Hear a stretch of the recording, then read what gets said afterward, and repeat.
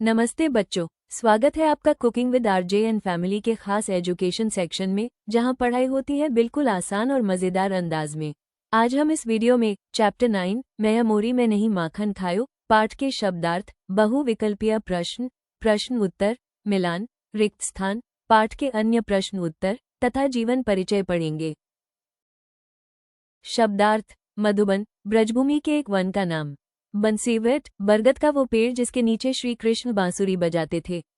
छीको, खूंटी आदि में लटकाया जाने वाला एक उपकरण। बरबस, जबरदस्ती, बलपूर्वक किया गया कार्य। पतियायो, विश्वास करना, सच समझ लेना।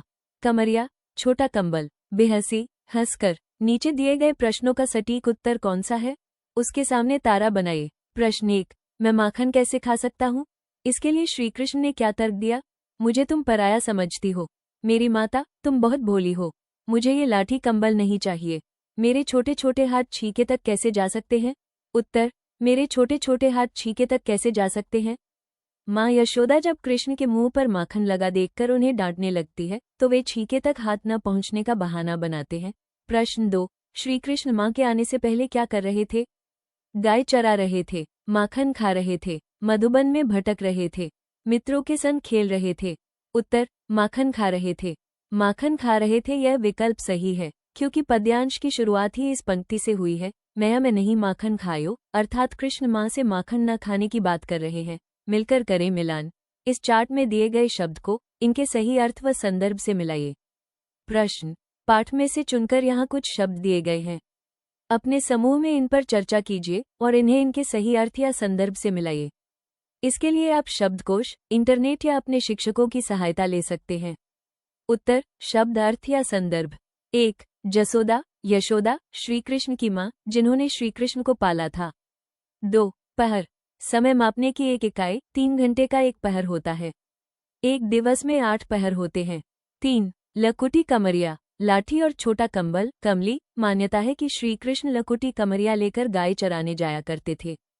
4, बंसीवित, एक वट वृक्ष, मान्यता है कि श्री कृष्ण जब गाय चराया करते थे तब वे इसी वृक्ष के ऊपर चढ़कर वंशी की ध्वनि से गायों को पुकारकर उन्हें एकत्रित करते। 5, मधुबन, मथुरा के पास यमुना के किनारे का एक वन। 6, छीको, गोल पात्र के आकार का रस्सियों का बुना हुआ जाल जो छत या ऊंची जगह से लटकाया जाता है ताकि उसमें रखी हुई खाने पीने की चीजों जैसे दूध, दही आदि को कुत्ते, बिल्ली आदि न पा सकें। 7, माता, जन्म देने वाली, उत्पन्न करने वाली, जननी, माँ। 8, ग्वाल बाल, गाय पालने वालों के बच्चे, श्री कृष्ण के संगी साथी। प्रश्न: पाठ में से चुनकर कुछ पंक्तियां नीचे दी गई हैं। इन्हें ध्यान से पढ़िए और इन पर विचार कीजिए। आपको इनका क्या अर्थ समझ में आया? अपने विचार अपनी कक्षा में साझा कीजिए और अपनी लेखन पुस्तिका में लिखिए।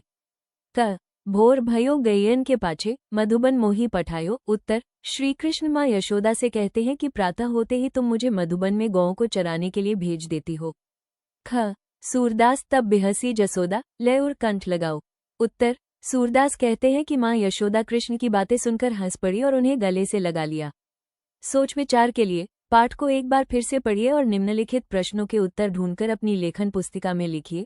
प्रश्न: क, पद में श्री कृष्ण ने अपने बारे में क्या क्या बताया है? उत्तर: पद में श्री कृष्ण ने माता यशोदा से अपने बारे में सफाई देते हुए कहा कि मैंने माखन नहीं खाया। प्रातः होते ही मैं गौओं को चराने वन में चला जाता हूँ और सुबह से शाम तक वन में ही रहता हूँ। शाम को ही घर आता हूँ। मैं तो छोटा बालक हूँ, मेरे हाथ भी छोटे ही हैं। मेरे हाथ किस प्रकार छीके तक पहुँच सकते हैं? ये सभी ग्वाल बाल तो मेरे बैरी, शत्रु, दुश्मन हैं। ये मेरे मुंह पर जबरदस्ती माखन लगा देते हैं। माता, आप बहुत ही भोली हो जो इनके कहने में आ जाती हो।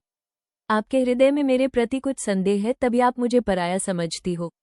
आप ये अपनी लाठी और कंबल ले लो, ये मुझे बहुत नाच नचाते हैं। प्रश्न: ख, यशोदा माता ने श्री कृष्ण को हंसते हुए गले से क्यों लगा लिया? उत्तर: माता यशोदा श्री कृष्ण के इस मासूमियत भोलेपन पर रीझकर प्रसन्न होकर उन्हें अपने गले लगा लेती हैं। कविता की रचना: भोर भयो गैयन के पाछे, मधुबन मोही पठायो। 4 पहर बंसीवट भटक्यो, सांझ परे घर आयो। इन पंक्तियों के अंतिम शब्दों को ध्यान से देखिए। पठायो और आयो दोनों शब्दों की अंतिम ध्वनि एक जैसी है। इस विशेषता को तुक कहते हैं। अनुमान या कल्पना से अपने समूह में मिलकर चर्चा कीजिए। प्रश्न क श्री कृष्ण अपनी माँ यशोदा को तर्क क्यों दे रहे होंगे? उत्तर, इस पद में कृष्ण के बाल स्वरूप का चित्रण है। प्रत्येक बच्चा गलती करने के बाद उस गलती को छिपाने के लिए तर्क देता है। ऐसे ही श्री कृष्ण भी माँ को तर्क दे रहे हैं कि उन्होंने माखन नहीं खाया, ग्वाल बालों ने उनके मुख पर लगा दिया है ताकि माँ यशोदा उन्हें डांटे। प्रश्न ख जब माता यशोदा ने श्री कृष्ण को गले से लगा लिया तब क्या हुआ होगा? उत्तर, माता यशोदा ने श्री कृष्ण को जब गले से लगाया होगा तो उनका सारा क्रोध समाप्त हो गया होगा और कृष्ण के प्रति प्रेम उमड़ आया होगा। शब्दों के रूप क भोर भयो गैयन के पाछे, इस पंक्ति में पाछे शब्द आया है। इसके लिए पीछे शब्द का उपयोग भी किया जाता है। इस पद में ऐसे कुछ और शब्द हैं जिन्हें आप कुछ अलग रूप में लिखते और बोलते होंगे। प्रश्न, नीचे ऐसे ही कुछ अन्य शब्द दिए गए हैं, इन्हें आप जिस रूप में बोलते लिखते हैं उस प्रकार से लिखिए। परे उत्तर, होने पर। छोटो उत्तर, छोटा। विधि उत्तर, प्रकार। भोरी उत्तर, प्रातःकाल। कछु उत्तर, कुछ। लय उत्तर, लेना। नहीं उत्तर, नहीं। प्रश्न ख पद में से कुछ शब्द चुनकर नीचे स्तंभ 1 में दिए गए हैं और स्तंभ 2 में उनके अर्थ दिए गए हैं। शब्दों का उनके सही अर्थों से मिलान कीजिए। उत्तर, एक साइड स्तंभ 1 के नाम है तो दूसरे साइड स्तंभ 2 में उसके अर्थ दिए हुए हैं। 1 उपजी, 2 उपजना, उत्पन्न होना। 2 जानी, 3 जानकर, समझकर। 3 जायो, 8 जन्मा। 4 जिय, 7 मन, जी। 5 पठायो, 11 भेज दिया। 6 पतियायो, 4 विश्वास किया, सच माना। 7 बहियन, 5 बाँ हाथ, भुजा। 8 विधि, 6 प्रकार, भांति, रीति। 9 बेहसी, 1 मुस्काई, हंसी। 10 भटक्यो, 10 इधर उधर घूमा या भटका। 11 लपटायो। 9 मला लगाया, पोता। पंक्ति से पंक्ति। प्रश्न, नीचे स्तंभ 1 में कुछ पंक्तियां दी गई हैं और स्तंभ 2 में उनके भावार्थ दिए गए हैं। रेखा खींचकर सही मिलान कीजिए। इस तालिका के स्तंभ 1 में आए हुए वाक्य को स्तंभ 2 में आए हुए वाक्य के सही अर्थ से मिलान करो। उत्तर, 1 भोर भयो गैयन के पाछे, मधुबन मोही पठायो। 4 सुबह होते ही गायों के पीछे मुझे मधुबन भेज दिया। 2 चार पहर बंसीवट भटक्यो, सांझ परे घर आयो। 5 चार पहर बंसीवट में भटकने के बाद सांझ होने पर घर आया। 3 मैं बालक बहिनियन को छोटो छीको के ही विधि पायो। 1 मैं छोटा बालक हूँ, मेरी बाहें छोटी हैं, मैं छीके तक कैसे पहुँच सकता हूँ। 4 ग्वाल बाल सब बैर परे हैं, बरबस मुख लपटायो। 6 ये सब सखा मुझसे बैर रखते हैं, इन्होंने मक्खन हठपूर्वक मेरे मुख पर लिपटा दिया। 5 तू माता मन की अति भोरी, इनके कहे पति आयो। 3 माँ तुम मन की बड़ी भोली हो, इनकी बातों में आ गई हो। 6 जिय तेरे कछु भेद उपजी है, जानी परायो जायो। 2 तेरे हृदय में अवश्य कोई भेद है, जो मुझे पराया समझ लिया। मटका प्रेस, इसको इस्तरी भी कहते हैं। चौपाया सिलाई मशीन। चारपाई मर्तबान, सूप सिल्लोड़ा, जिसको पट्टा भी बोलते हैं। जांत बेना को पंखा भी कहते हैं। मथानी चलनी, कटोरदान, ओखली, मथानी, मटका। प्रश्न, नीचे कुछ और घरेलू वस्तुओं के चित्र दिए गए हैं, इन्हें आपके घर में क्या कहते हैं?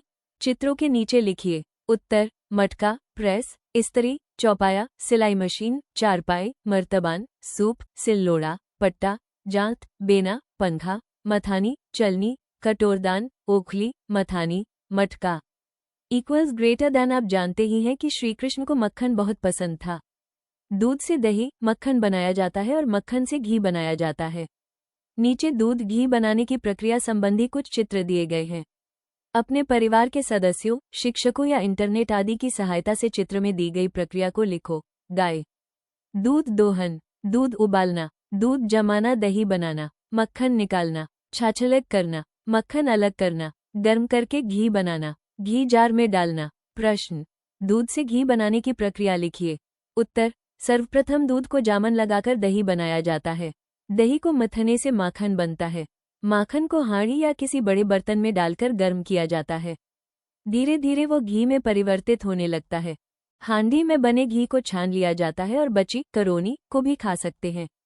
समय का माप, 4 पहर बंसीवट भटक्यो, सांझ परे घर आयो। का पहर और सांझ शब्दों का प्रयोग समय बताने के लिए किया जाता है। प्रश्न, समय बताने के लिए और कौन कौन से शब्दों का प्रयोग किया जाता है? अपने समूह में मिलकर सूची बनाइए और कक्षा में साझा कीजिए। संकेत काल, ऋतु, वर्ष, अब, पखवाड़ा, दशक, वेला, अवधि आदि। उत्तर: अभी, प्रातः, सायं, दोपहर, रात, कल, आज, परसों, साप्ताहिक, पाक्षिक, मासिक, त्रैमासिक, छमाही, वार्षिक आदि।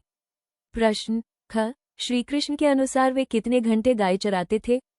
उत्तर: 10 से 12 घंटे। ग. मान लीजिए वे शाम को 6 बजे गाय चराकर लौटे।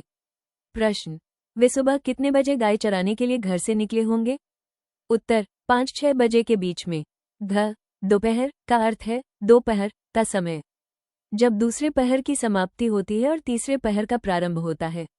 ये लगभग 12 बजे का समय होता है जब सूर्य सिर पर आ जाता है। प्रश्न: बताइए दिन के पहले पहर का प्रारंभ लगभग कितने बजे होगा?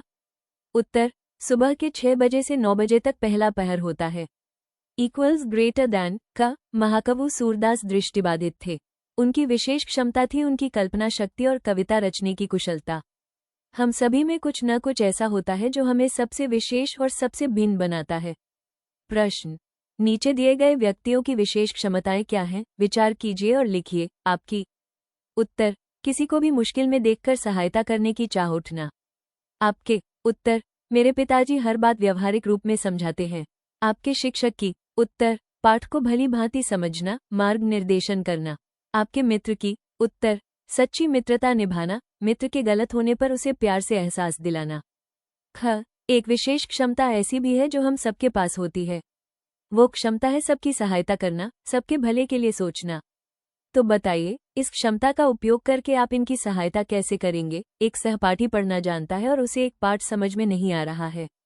उत्तर: उसे समझाना। एक सहपाठी को पढ़ना अच्छा लगता है और वो देख नहीं सकता। उत्तर: उसे पढ़कर समझाना एवं ब्रेल लिपि से पढ़ने हेतु प्रेरित करना। एक सहपाठी बहुत जल्दी जल्दी बोलता है और उसे कक्षा में भाषण देना है। उत्तर: उसे अभ्यास करवाना कि सहजता से बोले। एक सहपाठी बहुत अटक अटक कर बोलता है और उसे कक्षा में भाषण देना है। उत्तर: बार बार अभ्यास करवाना। एक सहपाठी को चलने में कठिनाई है और वो सबके साथ दौड़ना चाहता है। उत्तर: उसका साहस बढ़ाना, हाथ पकड़कर दौड़ने में मदद करना या स्वयं धीरे धीरे उसके साथ दौड़ना। एक सहपाठी प्रतिदिन विद्यालय आता है और उसे सुनने में कठिनाई है। उत्तर: उसे लिखकर समझाना। आज की पहेली: दूध से मक्खन ही नहीं बल्कि और भी बहुत कुछ बनाया जाता है। नीचे दूध से बनने वाली कुछ वस्तुओं के चित्र दिए गए हैं। दी गई शब्द पहेली में उनके नाम के पहले अक्षर दे दिए गए हैं। नाम पूरे कीजिए। इस तालिका के छूटे हुए अक्षरों को सही जगह पर भरिए और शब्द बनाइए। उत्तर: खोवा, दही, मलाई, मिठाई, छाछ, मट्ठा, लस्सी, घी, पनीर, आइसक्रीम। इसी तरह आप भी अपनी बुक की पहेली में छोटे हुए अक्षरों को भरिए। प्रश्न: सूरदास द्वारा रचित कुछ अन्य रचनाएं खोजें व पढ़ें। उत्तर: सूरदास द्वारा रचित कुछ अन्य रचनाएं हैं: सुरसारावली, साहित्य लहरी, नल दमयंती, ब्याहलो, दशमस्कंद टीका, नागलीला और गोवर्धन लीला। प्रश्न: इसे पद के कवि का नाम क्या है? उत्तर: सूरदास। प्रश्न: अंत में यशोदा ने श्रीकृष्ण को क्या किया? उत्तर: अंत में यशोदा ने श्रीकृष्ण की मासूमियत भरी बातें सुनकर हंसते हुए उन्हें अपने गले से लगा लिया। प्रश्न: उस समय गांव में मक्खन कहाँ रखा जाता था? उत्तर: उस मक्खन गांव में छत या ऊंचाई से लटकाए गए छीकों में रखा जाता था। प्रश्न: इस पद में कौन सा रस है? उत्तर: इस पद में वात्सल्य रस है। प्रश्न: लकुटी कमरिया का क्या अर्थ है? उत्तर: लकुटी छोटी लाठी को कहते हैं। कमरिया छोटा सा कंबल होता है। प्रश्न: गोपियां यशोदा से क्या शिकायत करने आती थी? उत्तर: गोपियां यशोदा से श्रीकृष्ण की शरारतों की शिकायत करने आती थी। प्रश्न: श्रीकृष्ण ने किसे अपना बैरी बताया है? उत्तर: श्रीकृष्ण ने ग्वाल बाल को अपना बैरी बताया है। प्रश्न: इस कविता से हमें क्या शिक्षा मिलती है? उत्तर: इस कविता से हमें ये शिक्षा मिलती है कि सच्चाई और मासूमियत की शक्ति बहुत महत्वपूर्ण होती है और माता पिता और बच्चों के बीच का स्नेहपूर्ण रिश्ता हमेशा बना रहना चाहिए। सूरदास की जीवनी। नाम: सूरदास। जन्म तारीख: 1478 ईस्वी। जन्म स्थान: रुनकता ग्राम। मृत्यु का स्थान: परसोली, मथुरा के निकट। पिता का नाम: पंडित रामदास। माता का नाम: जमुनादास बाई।